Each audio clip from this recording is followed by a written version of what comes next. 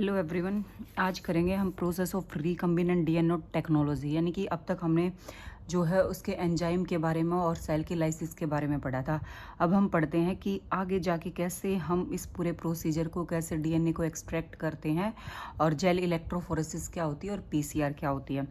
तो क्या होता है कि रिकम्बिनेंट डीएनए टेक्नोलॉजी के प्रोसेस में क्या है, बहुत सारे स्टेप होते हैं। पहला स्टेप क्या होता है, आइसोलेशन ऑफ डीएनए, की हम डीएनए को कैसे आइसोलेट करेंगे।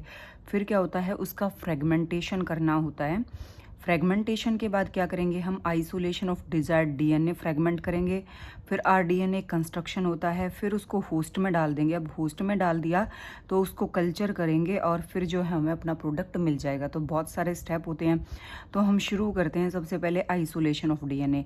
वैसे हमने पहले वाली वीडियो में आइसोलेशन ऑफ डीएनए के बारे में पढ़ा था। हमें पता है कि आइसोलेशन यानी कि अलग करना, आइसोलेट करना, यानी जो हमारा न्यूक्लियस है उसके अंदर जो डीएनए है उसको उससे कैसे निकालेंगे।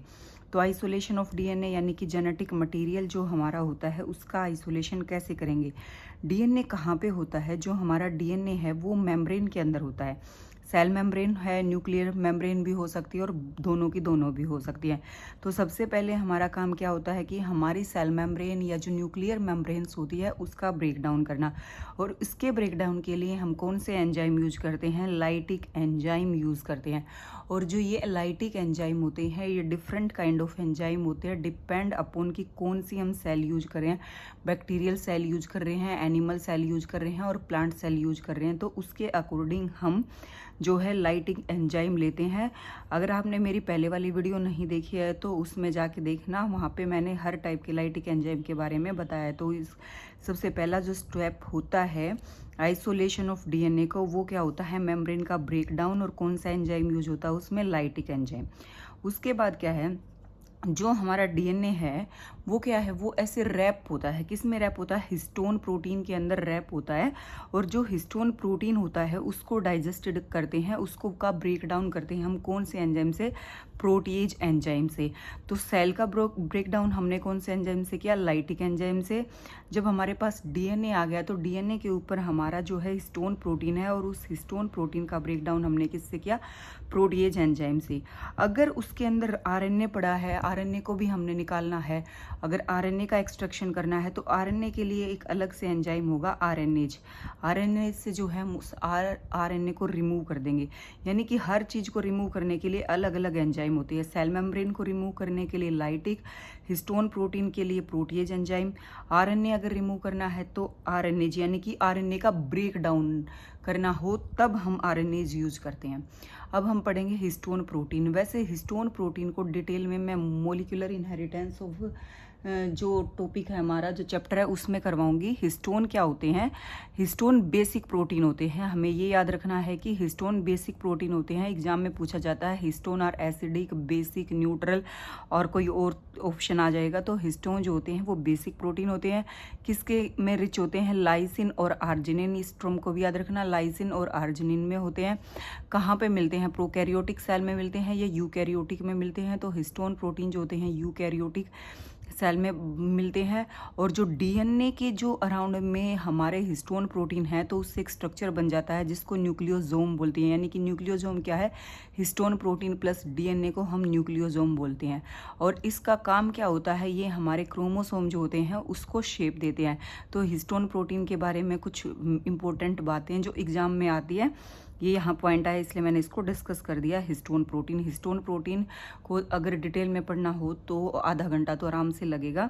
तो हम ये उसको दूसरी यूनिट में पढ़ेंगे। अब चलते हैं आगे। अगर हमें जो सेल के प्रोटीन होते हैं, सेल के अंदर प्रोटीन भी है, यानी कि डीएनए ऐसे तो है नहीं बाहर है, डीएनए जो है न्यूक्लियस के अंदर पड़ा हुआ है। बाहर सेल मेम्ब्रेन है, न्यूक्लियर मेम्ब्रेन है, अंदर बहुत सारे जो है राइबोसोम है, आरएनए है, प्रोटीन भी होता है, फैट भी होता है, बहुत सारी चीज़ें होती हैं। अगर सेल के अंदर प्रोटीन को अगर हमने डाइजेस्ट करना है तो एंजाइम यूज करेंगे हम, प्रोटीएज। अगर आरएनए जो है उसके लिए आरएनएज या राइबोन्यूक्लिएज करेंगे। अगर लिपिड प्रेजेंट है तो उसके लिए हम करेंगे लाइपेज। यानी कि डिफरेंट जो हमारे पास मोलिक्यूल्स प्रेजेंट होते हैं उनको तोड़ने के लिए डिफरेंट काइंड ऑफ एंजाइम होते हैं। है। डीएनए को तोड़ने के लिए हमें बहुत सारी चीज़ें तोड़नी पड़ी। क्या क्या तोड़ना पड़ा? सेल की मेम्ब्रेन तोड़नी पड़ी या न्यूक्लियर मेम्ब्रेन तोड़नी पड़ी। लाइटिक एंजाइम जो है वो तोड़ने, लाइटिक एंजाइम की हेल्प से जो हिस्टोन प्रोटीन है, प्रोटीएज की हेल्प से अगर सेल के अंदर से आरएनए निकालना है, तोड़ना है तो वो आरएनएज की हेल्प से, प्रोटीन तोड़ना है तो प्रोटीएज की हेल्प से, और लिपिड तोड़ना है तो लिपिड।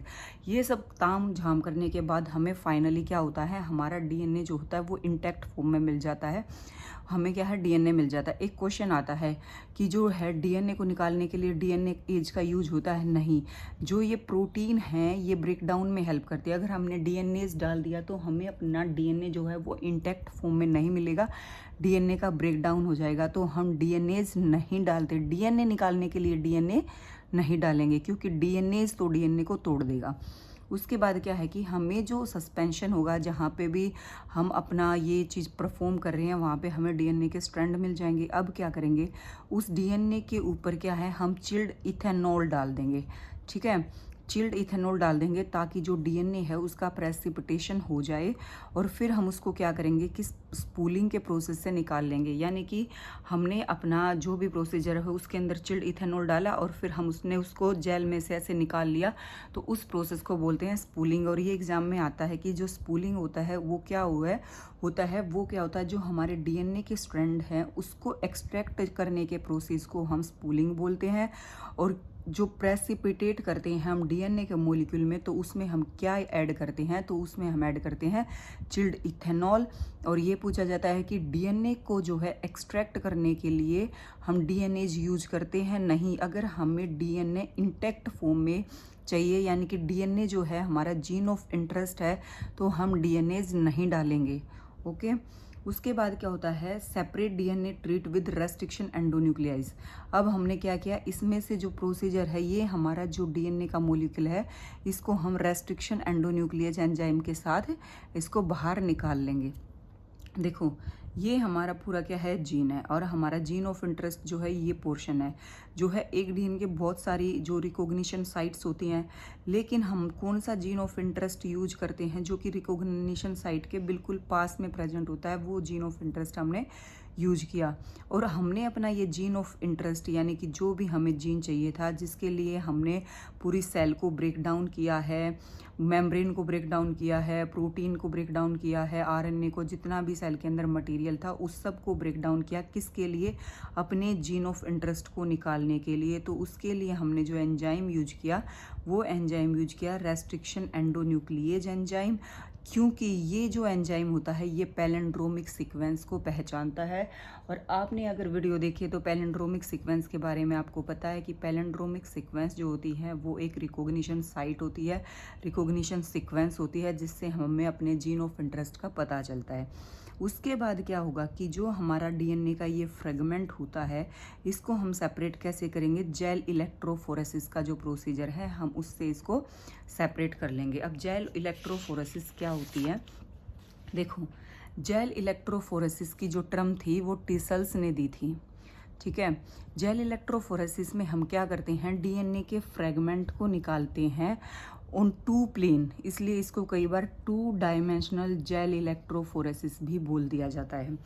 इसका जो प्रिंसिपल होता है उसमें एक होती है iso electric focusing. Iso electric focusing क्या होती है कि जिस पॉइंट पे जाके हमारा जो डीएनए होता है वो भी चार्ज पार्टिकल होता है। डीएनए कौन सा चार्ज होता है, डीएनए पे नेगेटिव चार्ज होता है, तो जिस पॉइंट पे जाके चार्ज रिमूव हो जाता है, यानी कि न्यूट्रल हो जाते हैं, उसको आइसो इलेक्ट्रिक फोकसिंग पॉइंट बोलते हैं। और क्या होता है दूसरा, separation of fragment on the basis of the size.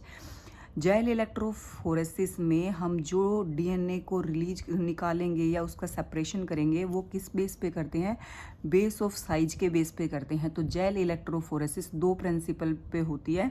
Option पूछा जाता है आइसो इलेक्ट्रिक फोकसिंग, और दूसरा बेसिस ऑफ साइज के बेस पे हम जेल इलेक्ट्रोफोरेसिस को करते हैं। और जो टर्म थी वो टीसल्स ने दी थी। डीएनए क्या है, नेगेटिव चार्ज। इंपॉर्टेंट पूछा जाता है डीएनए इज पॉजिटिव या नेगेटिव, डीएनए नेगेटिव चार्ज होता है। Negative negative charge DNA can be force to move toward anode. देखो तब हम इसको हम अपनी प्लेट पे डालेंगे, यानी कि जेल प्लेट या जो हमारी मशीन होगी उस पर हम इसको डालेंगे, तो ये क्या होगा कि जो डीएनए का जो नेगेटिव चार्ज है वो पॉजिटिव चार्ज की तरफ मूव हो जाएगा through electric field. Electric field का यही तो फंडा होता है जो हम फिजिक्स में पढ़ते हैं कि नेगेटिव चार्ज जो है वो एनोड की तरफ यानी कि पॉजिटिव चार्ज की तरफ चला जाता है थ्रू ए मीडियम, यानी कि कोई जेल तो होना चाहिए। और ये जेल जो हम यूज करते हैं जेल इलेक्ट्रोफोरेसिस में, कौन सी जेल यूज करते हैं? Agarose jail.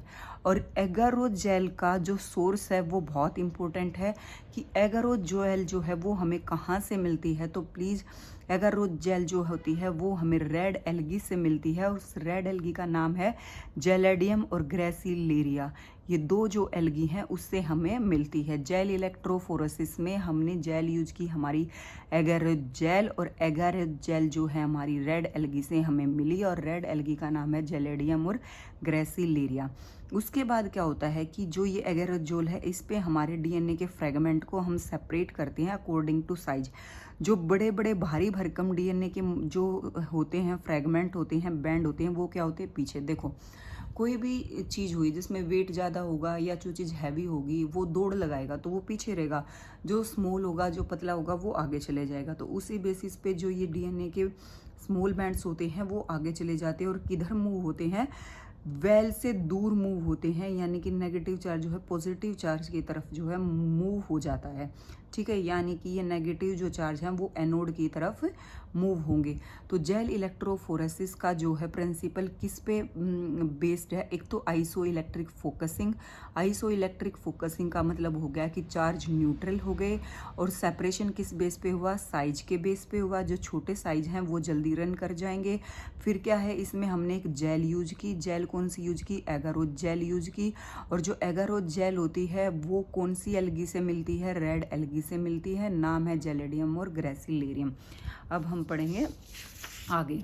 देखो जो डीएनए के जो फ्रेगमेंट होते हैं उसको हम स्टेन करते हैं इथिडियम ब्रोमाइड से, और तब हम उस पर यूवी रेज का एक्सपोजर करते हैं तो हमें जो बैंड है वो ऑरेंज कलर के मिलते हैं।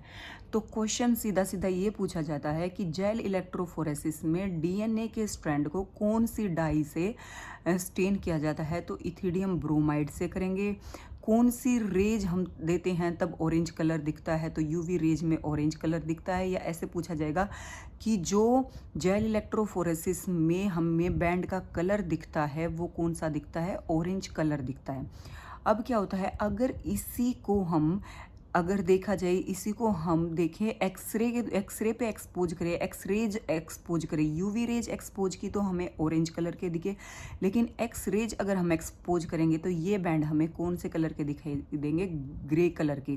तो यहाँ पे कंफ्यूजन हो जाता है। यूवी रेज में जो हमें बैंड दिखते हैं वो ऑरेंज कलर के दिखते हैं, और एक्स रेज में दिखते हैं वो हमें ग्रे कलर के दिखते हैं। और जो डाई यूज होती है वो इथिडियम ब्रोमाइड डाई हम यूज करते हैं। ये सब होने के बाद क्या होगा, लास्ट में हम अपने डीएनए को रिमूव कर लेंगे। किससे? जिस जेल के अंदर हमारा जो डीएनए आया है, यानी कि डीएनए पर नेगेटिव चार्ज था और फिर वो हमारे एनोड की तरफ आता गया, और तब बाद में हमने क्या किया, उसको रिलीज कर लिया, उसको निकाल लिया। तो इस प्रोसेस को बोलते हैं हम इल्यूशन। तो पूछा जाता है कि इल्यूशन क्या होता है? DNA is removed by cutting the gel. Gel से डीएनए को रिमूव करने के प्रोसेस को हम इल्यूशन बोलते हैं। कौन सी जेल है? हमारी एगारोज जेल। और ये जेल हमें कहाँ से मिली है? एल्गी से मिली है। फिर हमारे पास क्या होता है कि हमारे पास कुछ लिमिटेड बैंड ऑफ डीएनए मिलते हैं एगारोज जेल से, लेकिन अगर हमें अपना जो प्रोसीजर है वो कंटिन्यू करना है तो अगर हम देखेंगे कि कुछ हमारे बैंड ख़राब भी हो सकते हैं प्रोसीजर में, कुछ जो है टूट सकते हैं, तो हमारे पास उस बैंड की बहुत सारी कॉपीज़ होनी चाहिए। तो उन बहुत सारी कॉपीज़ के लिए हम एक टेक्निक यूज करते हैं जिसको बोलते हैं पीसीआर, यानी कि पॉलीमरेज चेन रिएक्शन। इसका काम क्या होता है, जो हमारा जीन ऑफ इंटरेस्ट है, जो हमने आइसोलेट किया था डीएनए, और उससे हमने जो अपना जीन ऑफ इंटरेस्ट निकाला था, उस जीन ऑफ इंटरेस्ट हमें मिल तो गया, लेकिन उसकी एम्प्लीफिकेशन मतलब उसका जो है नंबर बहुत ज़्यादा इंक्रीज करना, उसका नंबर जो है वो इंक्रीज करना एम्प्लीफिकेशन बोलते हैं। तो एम्प्लीफिकेशन में जो टेक्निक है उसको बोला हमने पॉलीमरेज चेन रिएक्शन। और पॉलीमरेज चेन रिएक्शन का जो है किसने दिया था? ये दी थी कैरी मुलिस ने। और ये बहुत बार ये क्वेश्चन आता है कि पीसीआर जो है उसको हम क्या बोलते हैं? उसको हम जीन ऑफ एम्प्लीफिकेशन बोलते हैं। और पीसीआर किसने दिया? कैरी मुलिस ने। और पीसीआर देने के लिए इसको क्या था? नोबेल प्राइज़ भी मिला था। अब आती है रिक्वायरमेंट कि कोई भी चीज़ हम कर रहे हैं, कोई भी प्रोसीजर कर रहे हैं, कोई टेक्निक कर रहे हैं, तो उसमें क्या क्या रिक्वायरमेंट होती है। पॉलीमरेज चेन रिएक्शन के लिए हमें सबसे पहले टैक पॉलीमरेज चाहिए। और ये जो टैक पॉलीमरेज है ये हमें थर्मस एक्वेटिक्स नाम का एक बैक्टीरिया होता है जो हेलोफिलस एरिया में रहता है, जो कि बहुत साल्टी एरिया होता है और जिसका टेम्परेचर जो होता है एक्सट्रीम हाई होता है। हमने बैक्टीरिया जहाँ पे डिस्कस किया था, जिस वीडियो में बैक्टीरिया डिस्कस किया था, वहाँ पे हमने इसके बारे में पढ़ा था। दूसरा हमारे पास क्या होना चाहिए? टेम्पलेट या डीएनए का सेगमेंट होना चाहिए जिसकी हम कॉपी प्रोड्यूस करेंगे। उसके बाद प्राइमर होता है। और प्राइमर कौन से पोजीशन पे ऐड करते हैं? हम थर्ड जो एंड होता है 5 to 3 है, तो 3 एंड पे हम अपने प्राइमर को ऐड करते हैं। और प्राइमर कुछ नहीं होता, छोटा सा पोर्शन जो होता है डीएनए का, यानी कि 10 से 20 बेस पेयर जो डीएनए के होते हैं उसको हम प्राइमर बोलते हैं। और न्यूक्लियोटाइड सीक्वेंस होते हैं। जो पॉलीमरेज चेन रिएक्शन का जो प्रिंसिपल होता है उसमें क्या होता है? एक तो हाई टेम्परेचर यूज करते हैं, एक लो टेम्परेचर। हाई टेम्परेचर पे क्या करते हैं हम? डीनेचुरेशन, यानी कि हम जो डीएनए है उसका ब्रेकडाउन करते हैं, उसका बॉन्ड तोड़ते हैं, तो हाई टेम्परेचर चाहिए। और ये टेम्परेचर एग्जाम में पूछे जाते हैं। तो डीनेचुरेशन में जो टेम्परेचर होता है वो 90 to 94 डिग्री सेल्सियस होता है। कहीं कहीं ये वैल्यू जो है 90 डिग्री भी होती है, तो याद रखने के लिए 90 to 94 डिग्री सेल्सियस जो होता है वो हाई टेम्परेचर होता है जिसमें डीनेचुरेशन होता है। और एनीलिंग, यानी कि दोबारा से जब हम आगे प्रोसीजर में हाइब्रिडाइजेशन करेंगे या फिर उन बॉन्ड को दोबारा से जोड़ देंगे तो उसको जो होता है हम बोलते हैं एनीलिंग, जो 40 से 60 डिग्री सेल्सियस पे होती है। तो पॉलीमरेज चेन रिएक्शन जो थी वो किसने दी थी? कैरी मुलिस ने उसको दिया था। उसके लिए नोबेल प्राइज़ भी मिला था। और इसका काम क्या होता है? हमारा जीन ऑफ इंटरेस्ट जो होता है उसका एम्प्लीफिकेशन करना होता है, यानी कि उसके नंबर को बढ़ाना होता है। और प्राइमर को हम कौन से एंड पे, इसमें हमें क्या होता है? टैक पॉलीमरेज एंजाइम चाहिए होता है, टेम्पलेट डीएनए चाहिए होता है और प्राइमर चाहिए होता है। प्राइमर कुछ नहीं होता, एक डीएनए का जो है छोटा टुकड़ा, उसको हम प्राइमर बोलते हैं। और न्यूक्लियोटाइड सीक्वेंस चाहिए होती है। अब हम पढ़ते हैं आगे। मैकेनिज्म जो होता है पीसीआर का, उसमें जनरली 3 स्टेप होते हैं। और इन स्टेप की जो है सीक्वेंस पूछ ली जाती है: डीनेचुरेशन, एनीलिंग और एक्सटेंशन या पॉलीमराइजेशन। तो हम इसको याद करेंगे डैप या डैप से याद करेंगे, DAP, डैप डैप डैप। तो ये क्या हो गया हमारा? डीनेचुरेशन, ये अनीलिंग होगी और ये हमारी पॉलीमराइजेशन होगी। वही टेम्परेचर मैंने फिर से लिखा है क्योंकि ये बहुत इंपॉर्टेंट है। डीनेचुरेशन में जो टेम्परेचर चाहिए होता है वो हमारा 94 डिग्री सेल्सियस होता है। अप्रोक्सीमेटली हम इसको 92 94 कंसीडर करके चलते हैं। अनीलिंग में हमारा 50 से 60 होता है। और जो एक्सट्रैक्शन और एक्सटेंशन और पॉलीमराइजेशन होता है उसमें 72 डिग्री सेल्सियस होता है। और ये जो है हर बार का PYQ होता है। DSSB, स्टेट, NVS, KVS, कोई भी टीचिंग एग्जाम या फिर नीट वगैरह कोई भी हो, वहाँ पे इसको पूछा जाता है। इनकी सीक्वेंस होगी डैप और इनका टेम्परेचर हो गया 94, 50 और 72। अब डीनेचुरेशन में क्या होता है कि हमारा जो डीएनए मॉलिक्यूल होते हैं ना, उसके जो सेगमेंट होते हैं उसको हीट किया जाता है, काफ़ी हीट किया जाता है। किस टेम्परेचर पे हीट किया जाता है? बहुत हाई टेम्परेचर पे हीट किया जाता है। 90 to 94 डिग्री सेल्सियस टेम्परेचर पे हीट किया जाता है, जिससे जो है डीएनए का सेपरेशन हो जाता है। और each strand act as a template, हर जो स्ट्रैंड है वो टेम्पलेट की तरह काम करेगा और डीएनए की सिंथेसिस में जो है आगे हेल्प करेगा। तो इसमें पूछा जाता है कि डीनेचुरेशन में कौन सा बॉन्ड ब्रेक होता है? तो डीनेचुरेशन में हमारा हाइड्रोजन बॉन्ड ब्रेक होगा। डीनेचुरेशन का मतलब सीधी सी बात है कि डीनेचुरेशन, उसका जो नेचर था, उसकी जो शक्ल थी, असली जो नेचर था, उसको हमने चेंज कर दिया, ठीक है, इसलिए उसको हमने बोल दिया डीनेचुरेशन। और वो कितने टेम्परेचर पे गया? 90 to 49 डिग्री सेल्सियस टेम्परेचर पे हमने उसको कर दिया। और बॉन्ड से बॉन्ड टूटे, हमारे हाइड्रोजन बॉन्ड टूटे। फिर उसके बाद क्या होता है, एनीलिंग आता है। एनीलिंग में हमें क्या चाहिए होता है, एक प्राइमर चाहिए होता है। और प्राइमर जो होता है वो कुछ नहीं होता, वो शॉर्ट जो न्यूक्लियोटाइड सीक्वेंस होती है उसको हम प्राइमर बोलते हैं। और प्राइमर को कहाँ पे अटैच करेंगे हम, 3' एंड जो होगा ना उस पे हम प्राइमर को अटैच करेंगे। और एनीलिंग जो होती है हमारी 50 से 60 डिग्री सेल्सियस टेम्परेचर पे हमारी एनीलिंग हो जाती है।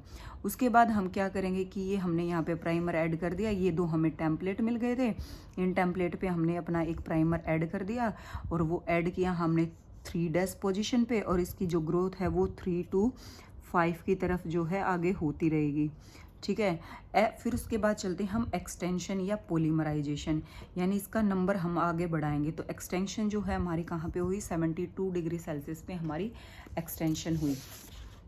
अब एक्सटेंशन पे क्या हुआ कि ये हमारा जो है ये प्राइमर ऐड हो गया और ये होता चला गया 3' एंड पे, और फिर आगे जो है हमारी ग्रोथ होती चलेगी।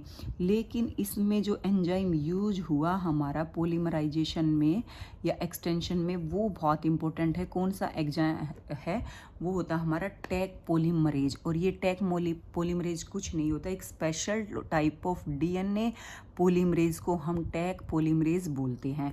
और 30 मिनट के बाद जो है हमें अब ये 2 कॉपी, 1 से 2 कॉपी बन गई, 2 के बाद 4 और फिर 30 मिनट के बाद हमने जो है अपनी बिलियन ऑफ कॉपी बन जाती है। और फिर हम आगे अपना प्रोसीजर करते जाते हैं।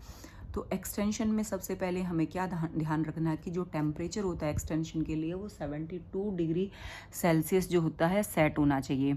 जो पॉलीमरेज एंजाइम होता है वो थर्मोस्टेबल होना चाहिए, क्योंकि ये काफ़ी टेम्परेचर है, इस टेम्परेचर पे काम कर रहे हैं। तो जो थर्मोस्टेबल डीएनए पॉलीमरेज है वो टैग पॉलीमरेज है। तो ये पूछा जाता है कि पीसीआर में कौन सा डीएनए पॉलीमरेज यूज होता है, तो पीसीआर में टैग पॉलीमरेज यूज होता है। और पीसीआर में टैग पॉलीमरेज क्यों यूज हुआ, क्योंकि एक्सटेंशन जो है वो हाई टेम्परेचर पे हुई है, 72 डिग्री सेल्सियस पे हुई है। और ऐसे हाई टेम्परेचर पे थर्मोस्टेबिलिटी के लिए हमें कोई ऐसा एंजाइम चाहिए जो इतने ज़्यादा टेम्परेचर पे काम कर पाए। फिर क्वेश्चन आता है कि ये जो टैग पॉलीमरेज है इसका सोर्स क्या है और ये हमें कहाँ से ऑब्टेन्ड होता है, तो ये हमें होता है थर्मोफिलिक आर्कीबैक्टीरियम से जो है हम टैग पॉलीमरेज को लेते हैं। उसके बाद क्या होता है, जो टैग डीएनए पॉलीमरेज होता है carries out extension and add up complementary nucleotide to 3' end, 3' end पे जोड़ता जाएगा और आगे जो है वो ग्रो है 5th एंड पे होती चली जाएगी। डीऑक्सीराइबोन्यूक्लियोटाइड जो होता है उसमें कुछ आयन यूज होते हैं, जैसे कि Mg2 पॉजिटिव आयन जो होता है वो हम इसमें ऐड करते हैं। आई होप आपको पीसीआर और जेल इलेक्ट्रोफोरेसिस और जो ये प्रोसीजर था आइसोलेशन ऑफ डीएनए का, एक्सट्रैक्शन का, वो समझ में आया होगा। एक क्वेश्चन करते हैं, which of the following steps should be performed by a person in order to visualize the band of DNA fragment obtained from gel electrophoresis. यानी कि जेल इलेक्ट्रोफोरेसिस से जो हमें बैंड जो है ऑब्टेन्ड होंगे उसके लिए क्या प्रोसीजर होगा। Exposure of DNA fragment to UV radiation, हाँ जेल इलेक्ट्रोफोरेसिस में हमने यूवी के बारे में पढ़ा है तो इसको 1 मिनट के लिए छोड़ देते हैं। स्टेनिंग विद ब्रोमोफिनोल, देखो हमने ब्रोमोफिनोल से ना स्टेन किया नहीं तो ये कट हो गया, ठीक है। स्टेनिंग विद इथिडियम ब्रोमाइड, हाँ हमने पढ़ा कि हमने स्टेन करते हैं इथिडियम ब्रोमाइड से और followed by exposure to UV radiation. ये हमने पढ़ा कि इथिडियम ब्रोमाइड से जो है हम उसको स्टेन करेंगे और यूवी रेज में जो है हम उसको एक्सपोजर देंगे। तो आगे बढ़ने की ज़रूरत नहीं है, हमारा आंसर का क्या होगा, ये हमारा सी जो ऑप्शन है हमारा आंसर हो गया। आई होप आपको ये वीडियो समझ आई होगी। अगर आपको मेरी वीडियो पसंद आ रही है तो प्लीज़ मेरे चैनल को सब्सक्राइब करें, लाइक करें, शेयर करें। Thank you.